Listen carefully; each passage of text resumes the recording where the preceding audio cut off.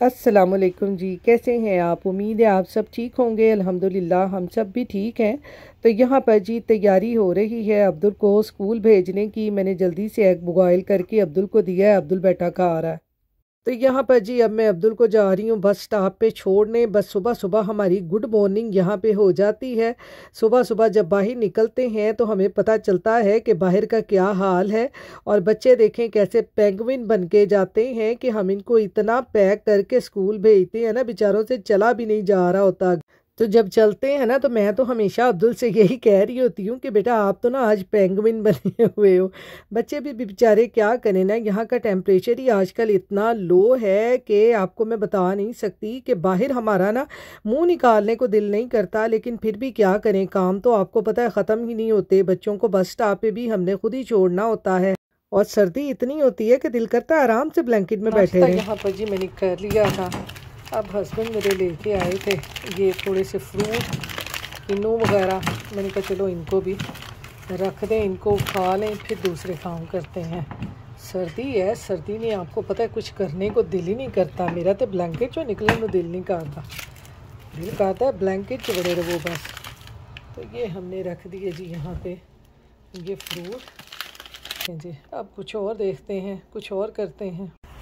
अस्सलाम वालेकुम जी, मैं जा रही थी जी अब्दुल को बस स्टॉप से लेने।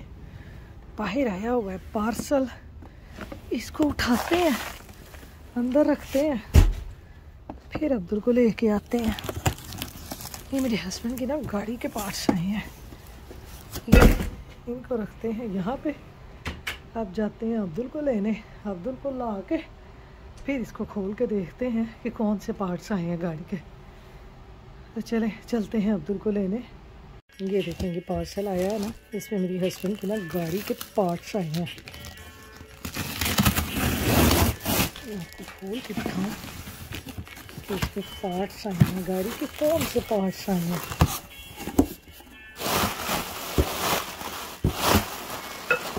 ये बड़ी कार हो गई है, ये है पता नहीं क्या गाड़ी में डलवाने हैं। ये देखें ऐसे उनकी गाड़ी पे। ये जब जॉब पे जाएंगे ना, ये अपनी गाड़ी के पार्ट्स ले जाएंगे मेरे हस्बैंड। एक ये आया, इसको तो देखते हैं इसमें क्या है।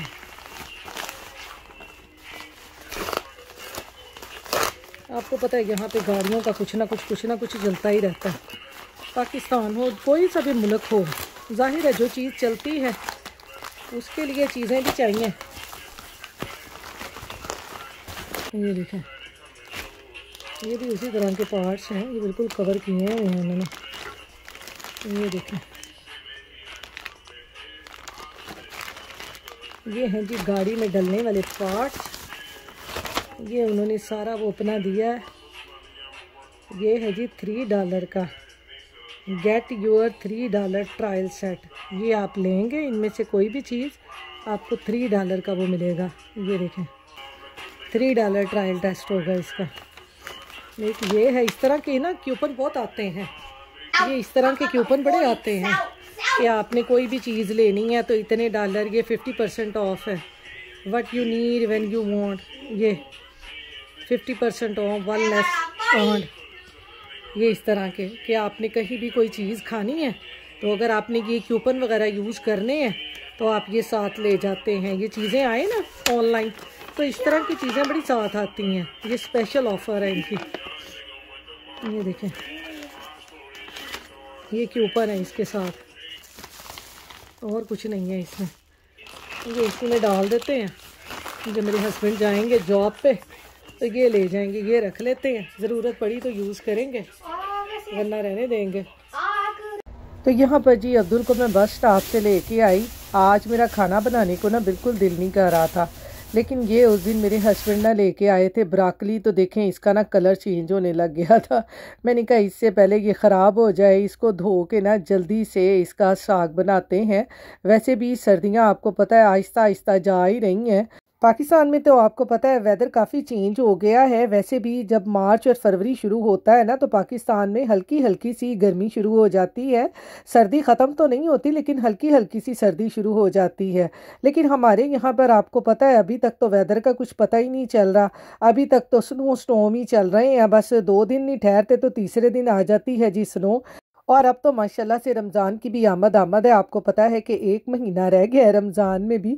और फिर आपको पता है कि हर तरफ रौनकें लग जानी है। रमज़ान आता है तो हर तरफ रौनकें बहारें लग जाती हैं। तो अल्लाह मियाँ मेरी दुआ है सबको हिम्मत दे, तौफीक दे रोज़े रखने की और सेहत तंदुरुस्ती के साथ सब लोग रोज़े रखें। आमीन सुम्मा आमीन। तो यहाँ पर जी ब्राकली को काट कर मैंने पैन में डाल के पकने के लिए रख दिया है। और यहाँ पर हस्बैंड मेरे जो थे ना वो पालक नहीं लेके आए थे, पालक का उनको याद नहीं रहा। तो यहाँ पर मेरे पास पड़ी हुई थी फ्रोज़न पालक, उसी को मैंने नीम गर्म पानी से अच्छी तरह से धो लिया है। धोने के बाद अब इसको भी ब्रोकली के साथ ही हम पका लेंगे। तो ब्रोकली का जो साग है वो बहुत जल्दी बन जाता है। इसको ज़्यादा मेहनत की ज़रूरत नहीं होती। वो जैसे पाकिस्तान में होता है ना वो गंदलों का साग, और फिर उसको काटना फिर पकाना, बहुत ही उसमें मेहनत लगती थी। वो तो सुबह को अल्लाह बख्शे मेरी अम्मी पकने के लिए रख देती थी और वो शाम तक जाके ना वो पक के साग तैयार होता था। लेकिन यहाँ मैं बनाती हूँ ब्रोकली का, तो ब्रोकली आपको पता है बहुत जल्दी गल जाती है। इसको ज़्यादा गलाने की ज़रूरत नहीं होती। थोड़ा सा ही स्टीम में भी पकाएं ना तो ये बड़ी जल्दी गल जाती है।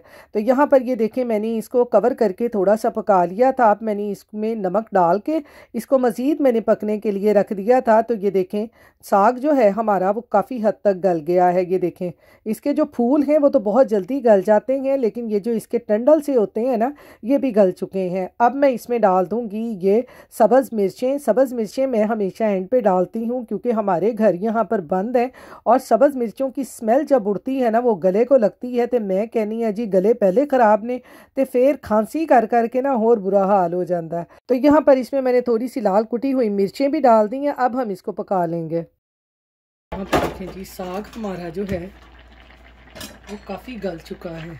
मैंने इसमें जो सब्ज़ मिर्चें डाली थी वो भी गल गई हैं। ये देखें ब्रोकली अच्छे तरीके से गल गई है। ये देखिए पानी भी काफ़ी ड्राई हो गया है। मेरे हस्बैंड को ना ये साग बड़ा पसंद है। ब्रोकली लाए थे, कहते साग बना दो। मैंने कहा चलें हमारे लिए है वो आलू मटर का जो सालन कल बनाया था वो खा लेंगे, मेरे हस्बैंड साग खा लेंगे। हल्के हल्के हाथों से ना आपने इसको ग्राइंड कर लेना। फ्लेम को नीचे हल्का कर लें ताकि जो साग है ना वो उड़े ना, क्योंकि हाथों पे पड़ेगा फिर हाथ जल जाएंगे। ये देखें हाथों पे कैसे पड़ता है, ये देखें। तो ख्याल से इसको ना ये इस तरह ग्राइंड करें।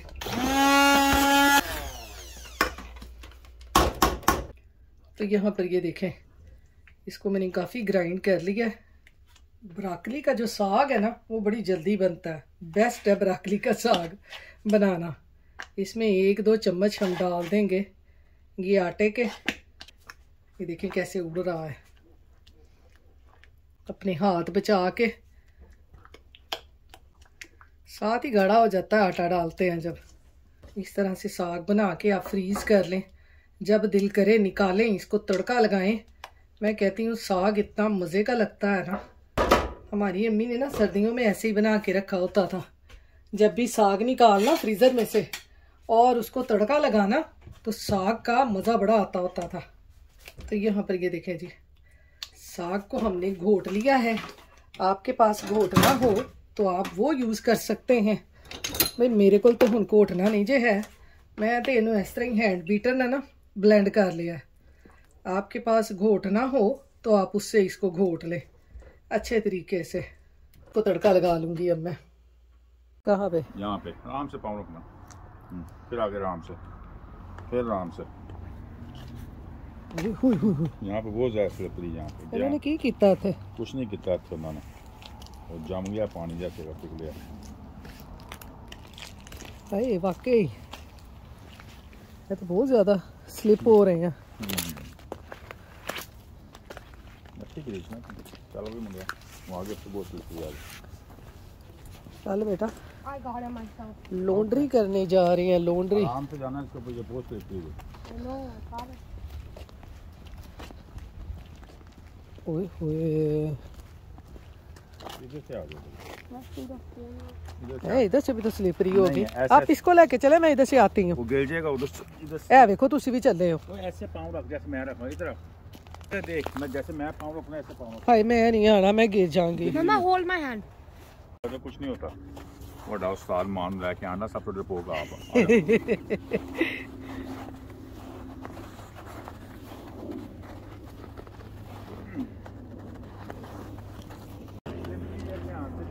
ये देखें जी, हम इस टाइम ना लॉन्ड्री करने जा रहे हैं शाम को, यही टाइम मिला। तबीयत नहीं सही, लॉन्ड्री करने जा रहे हैं। वो देखो ऊपर जहाज़ कैसे जा रहे हैं। ये देखें अभी कितनी स्लिपरी हो गई है। तो यहाँ पर जी अब हम आ गए हैं लॉन्ड्री करने। आज हम शाम को आए हैं क्योंकि मेरी तबीयत भी कुछ सही नहीं है नज़ला ज़ुकाम की वजह से, और दूसरा जो है आजकल बाहर स्लिपरी बहुत होती है, इसलिए मैं वॉक करके नहीं आ सकती।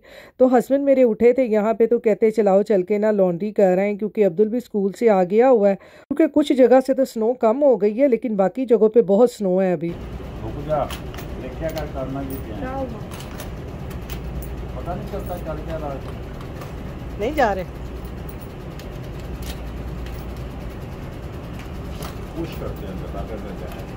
यहाँ पर जी अब्दुल और अब्दुल के पापा डाल रहे हैं कॉइन, और साथ साथ पड़ रही है अब्दुल को डांट, क्योंकि बच्चों को पता नहीं चलता ना कितने कॉइन डालने हैं। कॉइन अंदर जा भी रहे हैं मशीन के या नहीं, बच्चे कहते हैं ऐसी सब कुछ आप ही करना है। 275, 250, 225।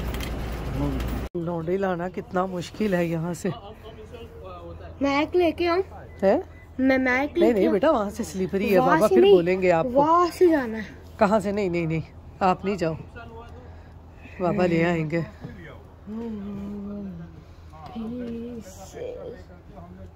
बड़ा ही मुश्किल है भाई स्नो में सारा सामान ऊपर लेके आना।